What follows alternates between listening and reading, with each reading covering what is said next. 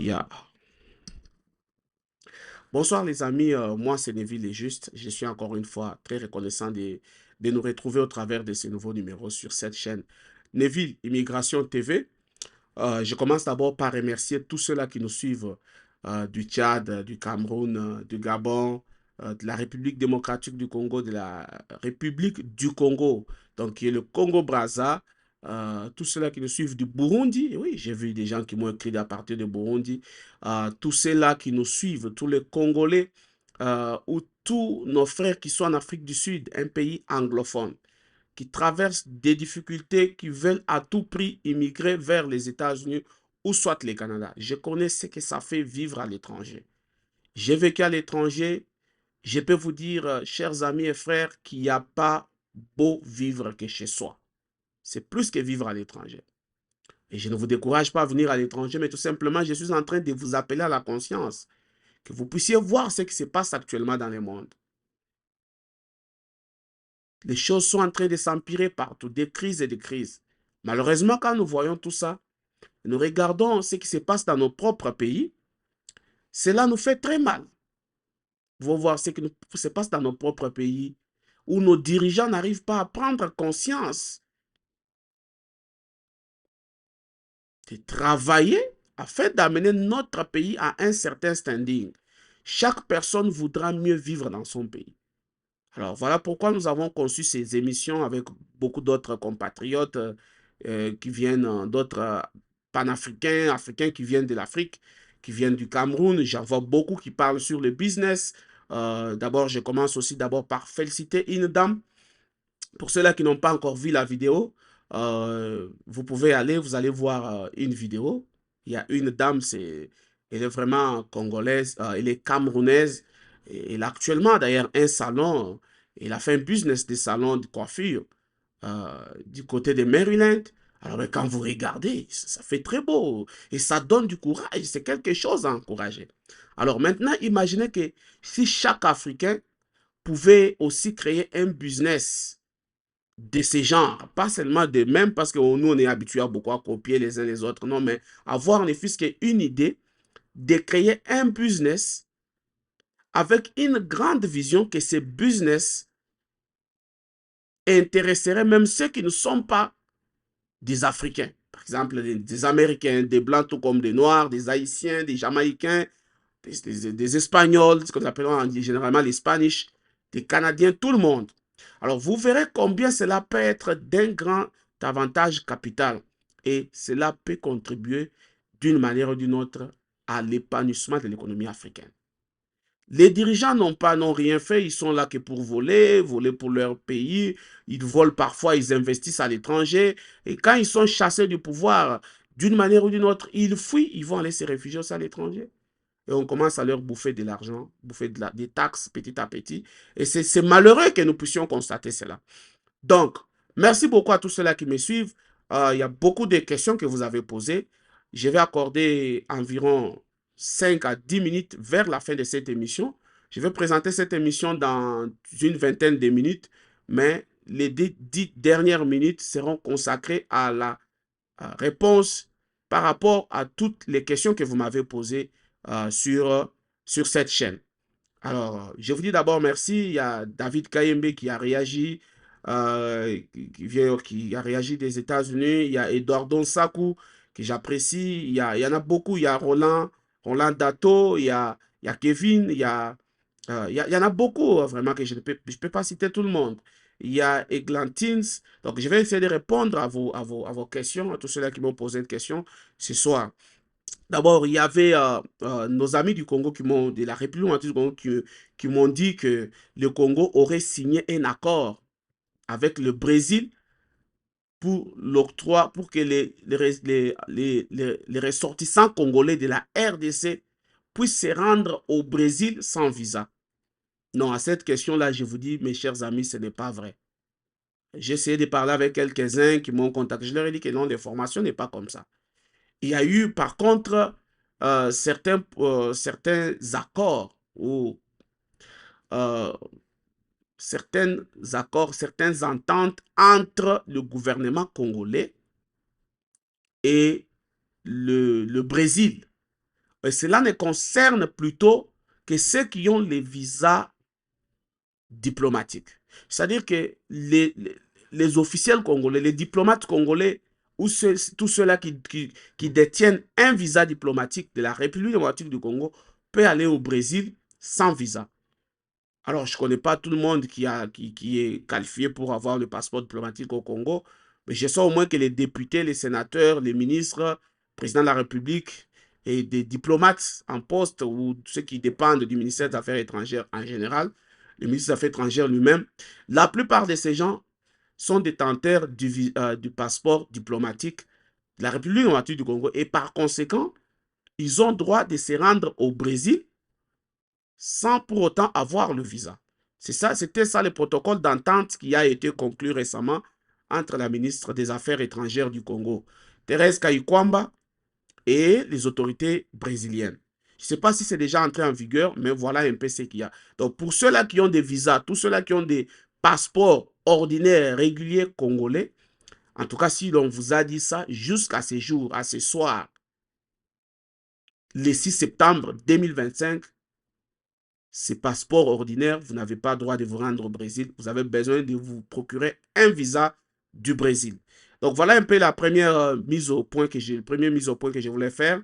Alors, je voudrais parler un peu dans cette émission de comment faire venir vos familles aux États-Unis. Parce que vous savez, la route du Brésil a été obstruée par le président Trump actuellement aux États-Unis, au pouvoir. Vous savez, les visas d'études aussi, on ne les donne pas. Je peux vous dire, j'ai deux de mes petits qui ont passé des interviews. L'autre a passé cette semaine, l'autre a passé la semaine passée. On ne leur a pas accordé de visa. Alors, j'ai suivi aussi l'un de nos aînés en cette matière d'émission, qui en a aussi fait le cas en disant qu'actuellement, les États-Unis se sont résolus de ne pas octroyer des visas d'études aux Africains. Il a donné beaucoup plus de raisons parce que parmi la plupart des raisons, il semble que les Africains qui viennent, la plupart quand ils viennent, ils demandent l'asile, mais ils ne se rendent pas, ils n'étudient pas. Vous savez, ces gens-là, ils récoltent des informations à tout moment, ils sont au courant de tout ce qui se passe. Alors, ils ne donnent pas de visa. Même ceux qui ont raté les visas, ils ont demandé à la consul ou au consul ce qu'ils pouvaient faire. On leur a dit, il n'y a rien. D'abord, on avait obligé qu'on puisse scruter les réseaux sociaux, les comptes des réseaux sociaux de tous les candidats requérant des visas d'étudiants, de F1. En dehors de ça, on ne veut pas se donner les visas. Et je vous ai dit à travers de l'émission passée que d'après l'information qui a été publiée, il y a eu baisse de 40% des F1. Les F1, ce sont des visas étudiants. Donc, il y a baisse de 40% des gens qui introduisent, qui achètent ces F1 ou ces visas d'étudiants pour aller passer des interviews.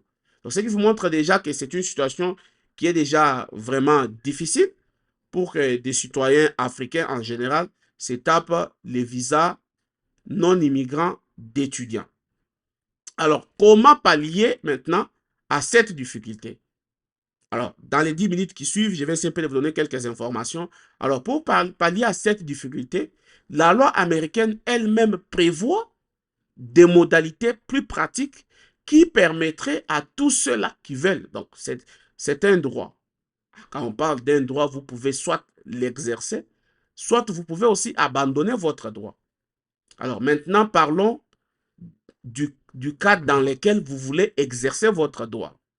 Alors, c'est ce qui entre maintenant dans ce qu'on appelle les chain immigration, donc la chaîne d'immigration, qui fait qu'une personne immigre aux États-Unis dès qu'il est en possession des documents, entre autres de la résidence permanente ou la green card, ou soit lorsqu'il devient citoyen américain, à cette personne, il a certains bénéfices, certains droits qu'il peut appliquer à ces jours qui permettront à certains membres de sa famille, pourquoi pas presque tous les membres de la famille, de venir aux États-Unis. Et c'est ce qu'on appelle the chain immigration ou la chaîne d'immigration. Alors, parmi cette procédure, je suis allé dans les documents officiels. Vous allez voir un peu certaines instructions de la de la pétition qui est beaucoup plus reconnue, qu'on appelle les I-130. Donc, la pétition I-130. Dans cette pétition, on dit que un citoyen américain ou un résident permanent des États-Unis d'Amérique peut introduire le formulaire I-130, donc une pétition pour montrer qu'il existe des relations entre lui et la personne qu'il voudrait faire immigrer aux États-Unis. Donc, il faut d'abord démontrer qu'il existe une relation. Qui est la personne? Alors, pour ce soir, je vais parler juste de vos enfants et de votre femme. Et prochainement, dans l'émission prochaine, je vais parler de vos frères et de vos parents. Donc, pour aujourd'hui, je ne parle que de vos enfants ainsi que votre femme. Comment vous pouvez leur faire venir aux États-Unis. Et la fois prochaine, dans l'émission précédente, en dépit des informations qu'on aura, là, je vais maintenant parler de vos frères ainsi que de vos parents, si vous voulez les faire immigrer. Alors, sans plus tarder, il y a d'abord une information que je voudrais mettre au point. Il y a eu, toujours dans le cadre de la déportation massive, il y a eu un raid de ICE en Géorgie ou à Georgia dans une usine de fabrication Hyundai. Et là, on a eu à arrêter 475 personnes, à majorité des Sud-Coréens qui travaillaient là-bas. Alors, j'ai compris directement que Hyundai est une marque sud-coréenne. Donc, selon ICE ou le département de la sécurité territoriale, ces gens étaient venus aux États-Unis avec des visas de visite. Et ils se sont mis maintenant à travailler. Et c'est comme ça que ICE est tombé sur eux. Ils sont aux arrêts en attendant leur procédure de déportation. C'est ce que je voulais mettre au point. Alors, retournons maintenant dans notre dossier sur comment appeler ses enfants et sa femme. Donc, pour d'abord appeler ses enfants et sa femme aux États-Unis, je devais d'abord faire encore une autre mise au point. Je ne suis pas un avocat d'immigration. Je ne suis que votre frère. J'ai fait ces émissions juste à caractère éducatif. Et si vous avez n'importe quelle question, quelle situation qui requiert l'aide d'un avocat d'immigration ou d'un expert d'immigration, chers amis, je vous conseillerais de pouvoir contacter votre avocat et de procéder avec lui dans toute la procédure. Moi, je ne suis pas certifié avocat, mais je vous aide tout simplement à caractère éducatif parce que personnellement, je suis beaucoup plus intéressé à l'immigration et j'ai trouvé qu'il y a beaucoup de failles, il y a beaucoup de choses que je voudrais aussi aider ceux qui veulent être aidés. Alors, si vous êtes maintenant un citoyen américain, la loi dit que si tu es un citoyen américain, tu dois introduire un formulaire séparé, I-130, pour chaque personne éligible, chaque parenté éligible. Donc, ça veut dire que tu as trois enfants et une femme. Donc, selon ça, alors si admettons que toi, tu es devenu citoyen américain aux États-Unis et que tes trois enfants sont par exemple au Gabon et que tu veux qu'ils puissent immigrer aux États-Unis, tu dois d'abord commencer par introduire quatre formulaires distinctifs.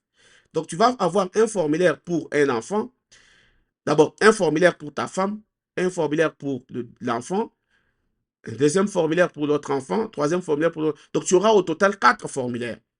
Alors, ce qui va faire que tu auras 4 formulaires. Je ne sais pas, dans les temps, c'était peut-être un formulaire pour tout le monde, même les enfants, je crois qu'ils faisaient partie de ça. Mais actuellement, la loi oblige que tu puisses introduire 4 formulaires. Et comme tu vas, comme tu vas introduire 4 formulaires, tu auras besoin de payer pour 4 personnes au total. Et je crois que quand tu fais ces formulaires en ligne, ça coûterait entre 600 quelques ou à 700 $. Je crois que attendez, puis je vais vous dire ce qu'il en est actuellement.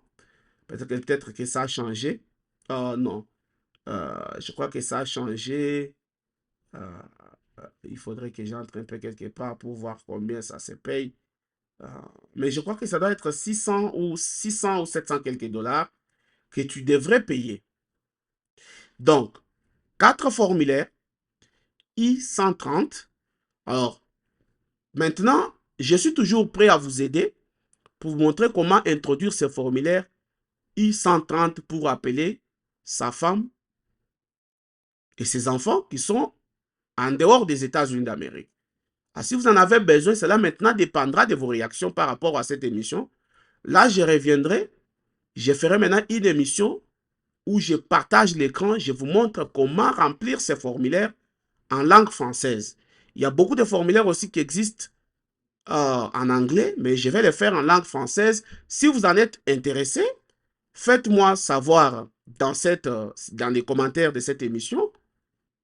Partagez ces émissions, likez ces émissions et abonnez-vous à cette chaîne Neville Immigration TV. Alors maintenant, qu'est-ce que la loi dit? Qui peuvent maintenant faire partie, ce n'est pas tout le monde, qui peuvent faire partie, si vous êtes citoyen américain, de ces formulaires. Je vous ai dit que votre femme, votre épouse ou votre époux, donc admettons que la femme est aussi aux États-Unis, il veut faire appeler son mari qui est resté au Tchad ou au Maroc, il peut aussi introduire les formulaires I-130. Donc, votre femme ou votre époux. En deuxième position, il y a vos enfants célibataires qui ont moins de 21 ans d'âge. Et dans la catégorie C, ça c'est pour un citoyen américain qui veut faire appeler, bien sûr, ou une citoyenne américaine. C'est vos enfants mariés de n'importe quel âge. Vos enfants non mariés, filles comme garçons, qui sont au-delà de 21 ans révolus. Et dans la quatrième, la dernière, non, en fait, une autre catégorie est qui dit vos frères et sœurs, mais on vous dit que vous devez, vous, pour que vous puissiez appeler vos frères et sœurs, que vous puissiez les appeler aux États-Unis, vous devez être âgé d'au moins 21 ans. Et je crois que c'est la même chose dans tous les cas. Donc, vous, pour introduire d'abord ces formulaires I-130, vous devez d'abord être âgé d'au moins 21 ans. Parce que si vous n'êtes pas âgé de 21 ans, vous êtes encore en dessous de 21 ans, vous ne pouvez pas introduire ces formulaires. Vous pouvez aussi introduire ces formulaires pour votre maman et votre papa, à moins que vous ayez aussi plus de 21 ans. Admettons que vous êtes venu aux États-Unis à l'âge de 17 ans, de 18 ans, 19 ans par la loterie. Dès que vous atteignez 21 ans et que vous êtes déjà devenu citoyen américain, vous pouvez introduire les formulaires I-130 pour appeler vos parents, votre père, votre mère aux États-Unis d'Amérique. Et beaucoup de nos frères africains ont fait cela. Ils ont donné quand même la chance à leurs parents de venir aussi aux États-Unis, de profiter des bons soins médicaux, de tout ceci, cela. Ce qui est vraiment une très bonne chose que nous apprécions. Ça, c'est dans le cadre d'un citoyen américain. Est-ce que c'est les mêmes conditions lorsqu'il s'agit maintenant d'un résident permanent? Suivez alors la réponse. Alors, si tu es permanent résident des États-Unis d'Amérique, ce qu'ils disent en anglais, if you are a lawful permanent resident of the United States of America, you must file a separate Form I-130 for each eligible relative. You may file Form I-134. Donc, si vous êtes citoyen américain, vous êtes résident permanent, donc vous pouvez aussi, comme les citoyens américains, introduire des formulaires différents pour chaque candidat que vous voulez appeler. Donc, si c'est votre père, par exemple, si c'est votre épouse, c'est juste un seul formulaire. Si votre épouse a l'enfant ou 2 ou 3 enfants, qu'ils soient adoptifs ou vos enfants propres, c'est à chaque enfant correspond un formulaire et vous devez payer pour ça. Alors, la loi dit qui peuvent être appelés par les résidents permanents. La loi dit your spouse, donc ton époux. Ça peut être ta femme ou ton mari. En deuxième position, la loi dit, tes enfants célibataires de moins de 21 ans d'âge. Et ils disent aussi, tes enfants célibataires, filles tout comme garçons, qui sont au-delà de 21 ans d'âge. C'est ici que vous allez voir maintenant la différence. Pour un citoyen américain, il peut même faire appeler son papa et sa maman. Il peut faire appeler ses frères et sœurs.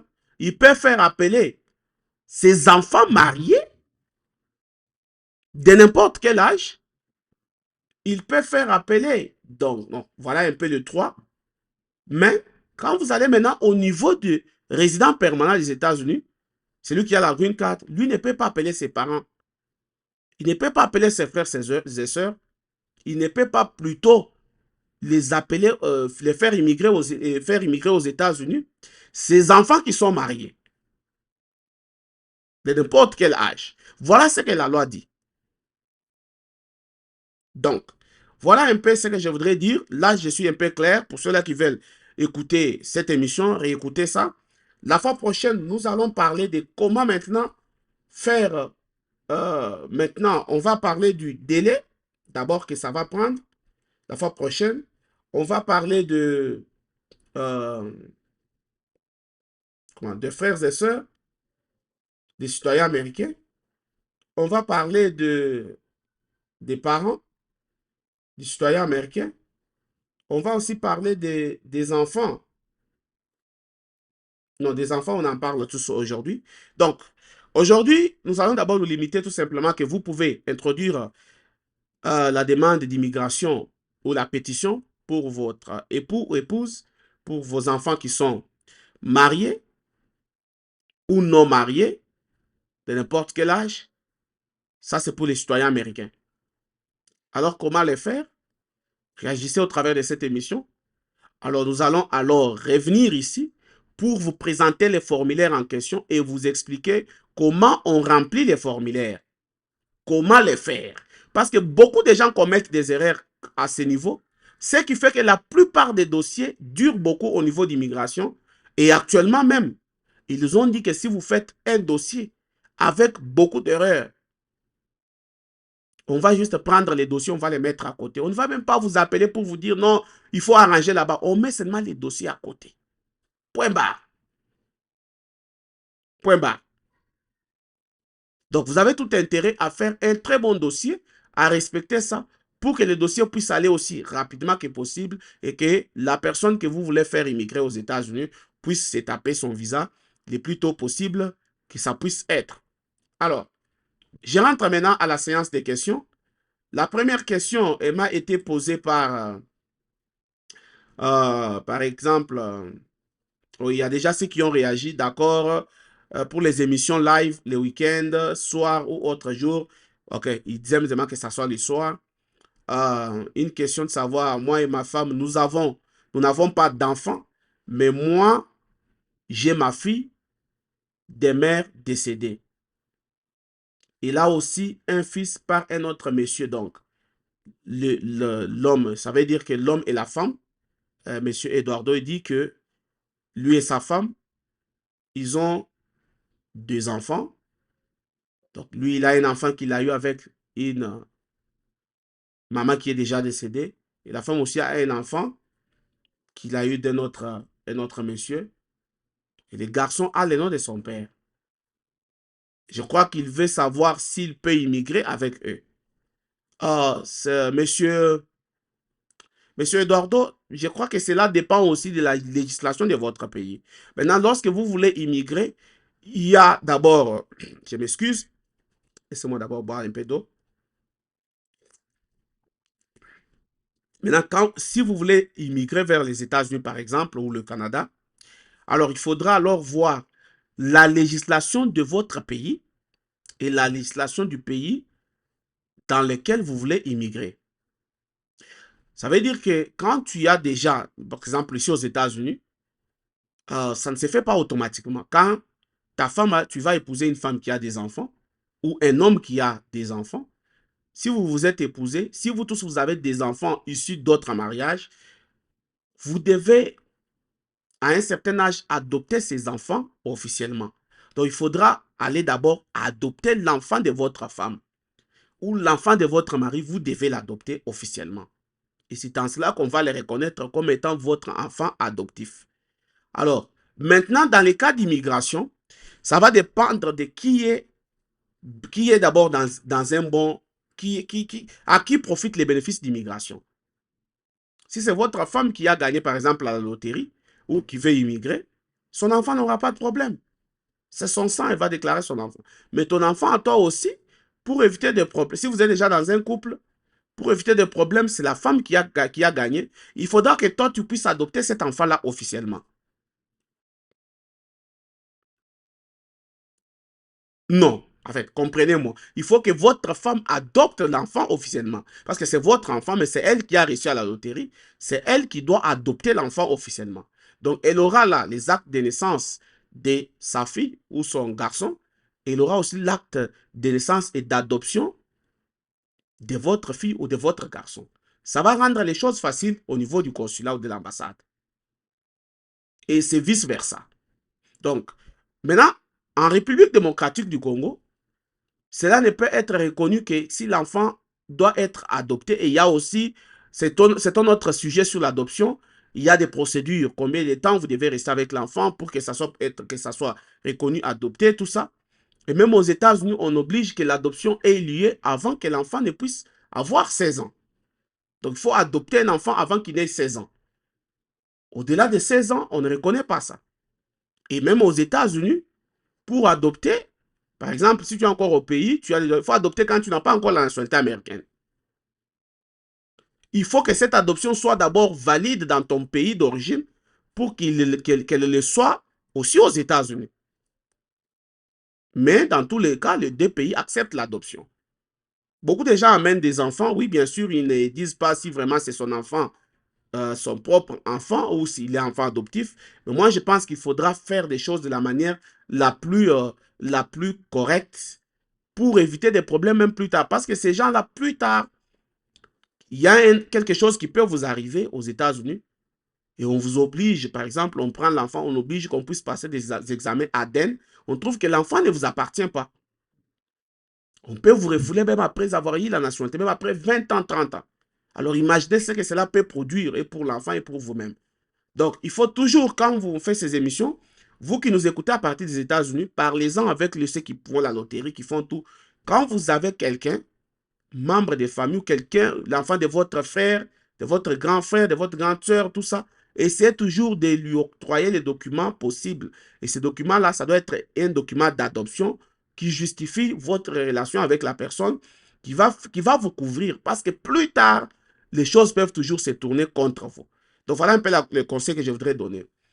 Alors, une autre dit, bonjour mon frère, dans les cas d'adoption, tu as adopté ta nièce à Kinshasa, ok? Où tu as tous les documents venant du tribunal et bien légalisés, est-ce qu'au moment de la naturalisation, il y aura des complications? C'est une très bonne question. Je connais beaucoup de gens qui ont eu le même problème. Euh, Là, ce n'est pas le cas de l'adoption. Ce sont leurs propres enfants. Donc, il s'est avéré que quand les gens ont reçu à la loterie, pour une raison ou une autre, ils se sont rendus, ils avaient joué seuls, ils se sont rendus à l'ambassade. Ils n'ont pas dit qu'ils avaient qu'ils avaient des enfants. Ils ont dit, tu voyages seul, oui. Tu voyages seul, oui. Parce que moi aussi, je me rappelle, dans notre temps, on nous disait que si tu vas leur dire que tu as des enfants, on va pas te donner le visa. Non. Il faut, quand tu remplis le formulaire DS 260, on demande toujours si tu as des enfants. Si tu as des enfants, dis oui, j'ai tel enfant. Tu déclines l'identité de l'enfant, l'âge, tout. Et puis, on va te poser la question, voudras-tu voyager avec cet enfant? Tu dis non. Et ça reste dans le système. Parce que les jours où tu voudras demander la nationalité aux États-Unis, ils ont toutes les informations que tu avais données à l'ambassade avant de prendre les visas. Et si on trouve qu'il y a des informations nouvelles des gens qui étaient encore au pays, qui n'avaient jamais été déclarés, tu vas avoir des problèmes. Beaucoup de gens ont eu des problèmes. On a même cancellé leur nationalité. On leur a pas accordé leur nationalité. Mais avec tes enfants, il y a toujours une voie de recours où on peut arriver à obliger qu'il y ait examen d'ADN, et l'ADN va bien sûr démontrer que l'enfant est votre et il va toujours immigrer. Alors maintenant, pour les cas des enfants adoptés, comme il m'a posé la question, sa nièce qu'il a adopté, si tu l'as adopté après que tu sois déjà aux États-Unis, c'est une très bonne chose. Tu vas toujours les faire appeler, tu vas toujours prouver, tu vas les faire appeler. Mais si tu ne l'avais pas dit à l'ambassade avant de venir aux États-Unis que tu l'avais, là, il y aura aussi des problèmes. Donc, si tu as les documents, c'est une très bonne chose. Il faudra d'abord déclarer cet enfant. Il faut le déclarer avant que tu prennes la nationalité. Parce que si tu prends la nationalité, tu deviens citoyen américain. Pour qu'un citoyen américain puisse aller adopter en RDC, ça sera encore compliqué. Donc, il faut adopter quand vous n'êtes pas encore citoyen américain. Ce sont des choses par lesquelles nous sommes passés, beaucoup de gens sont passés. Et au fur et à mesure que vous avez des problèmes comme ça, des questions, vous posez des questions, on va faire des recherches, on parle avec certains avocats, on leur demande et on vient vous répondre. Donc, l'enfant, ta nièce que tu as adoptée à Kinshasa, il faut d'abord savoir, tu l'as fait quand? Est-ce que c'est avant que tu ne viennes aux États-Unis? C'est pendant que tu es aux États-Unis? Ou c'est à quel moment?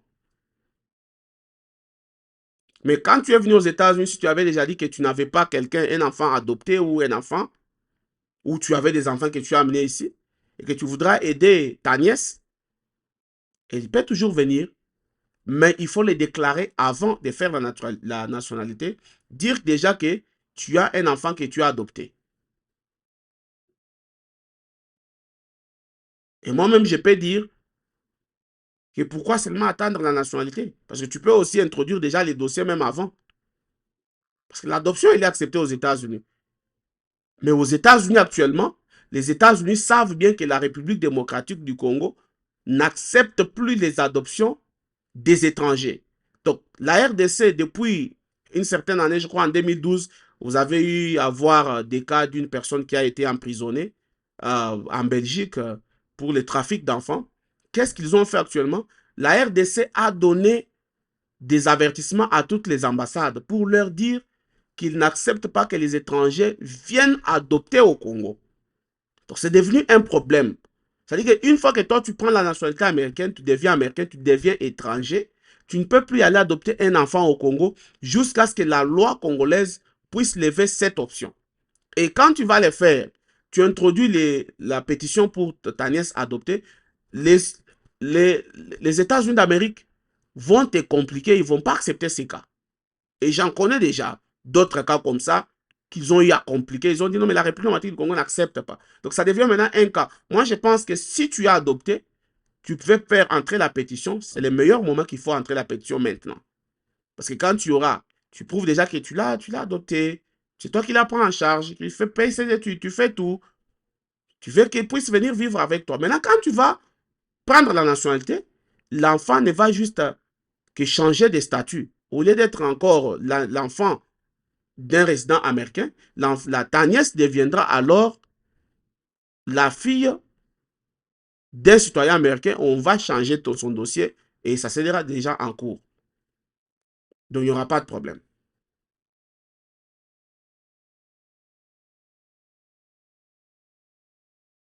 En ce qui concerne les questions, on ne pose pas de questions. Il faut juste montrer réellement. Il faut vraiment que l'enfant puisse savoir que tu l'as adopté, que c'est toi qui es devenu le parent. Et il faut prouver. Il ne faut pas seulement on ne va pas seulement s'arrêter au niveau de l'acte d'adoption. Il faut aussi prouver que c'est toi qui prends l'enfant en charge, qui paye les études, qui fait ceci. Il y a beaucoup de preuves. Et ces gens sont devenus tellement très intelligents quand ils font des enquêtes sur ces genres de, de, de questions. Il y a Roland Dato qui me dit qu'il a une question à me poser. Comment il veut me contacter?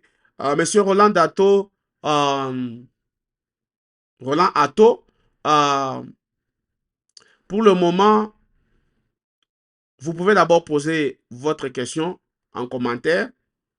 Et dès que nous allons nous procurer un numéro pour la chaîne, nous allons mettre ça à votre à la place publique et vous allez nous contacter là-dessus. Donc, je crois qu'on a fini. On a 37 minutes. C'est tellement beaucoup.